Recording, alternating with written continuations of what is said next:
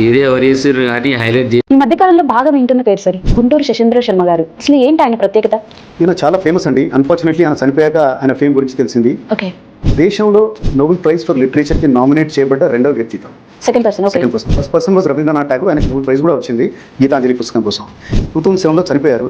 And ఈయనను మనకు మళ్ళీ పునః పరిచయం చేసింది తెలియని వాళ్ళకి త్రివిక్రమ్ శ్రీనివాస్. అండ్ ఆయన ద్వారా పవన్ కళ్యాణ్ గారికి తెలిసిందన్నమాట. ఆయన ఎన్నో గొప్ప పుస్తకాలు రాశారు. అసలు ఉత్తేజపరిచే లైన్స్ ఉంటాయి దాంట్లో అనమాట. అయితే ఆయన రాసిన పుస్తకాలు కూడా మరుగున పడ్డాయి. సో పవన్ కళ్యాణ్ గారు ఆయన అబ్బాయిని కలిసి పాత పుస్తకాలని తీసి మళ్ళీ రీప్రింట్ చేయించారు. సో వేరియస్ వర్క్స్ సంకలనం ఈ మధ్య బయటకు వచ్చింది, ఆధునిక Mahabharat. Okay, so he is very famous for that. And ఎంతో ఉత్తేజపరిచే లైన్స్ ఉంటాయి. అండ్ పవన్ కళ్యాణ్ గారు తన జనసేన పార్టీకి ఇందులోంచి చాలా లైన్స్ తీసుకున్నారు. అండ్ ఆయన ఇన్స్పైర్ చేసే పుస్తకం ఇదని వేదికల మీద చాలా చెప్పారనమాట. ఫర్ ఎగ్జాంపుల్ ఒక లైన్, నేనింత ఒక పిడికడి మట్టే కావచ్చు కానీ కలం ఎత్తితే ఒక దేశ జెండాకున్నంత పొగరుంది. Excellent sir. తర్వాత ఇంకెక్కడో రాశారు, నేను ఒక బిందువుని కండల కొండల్లో ఉదయించే లోక బంధువుని. సో అమేజింగ్ రైటర్ ఇతను. అండ్ తప్పకుండా చదవాల్సిన పుస్తకాలు ఆయనవి.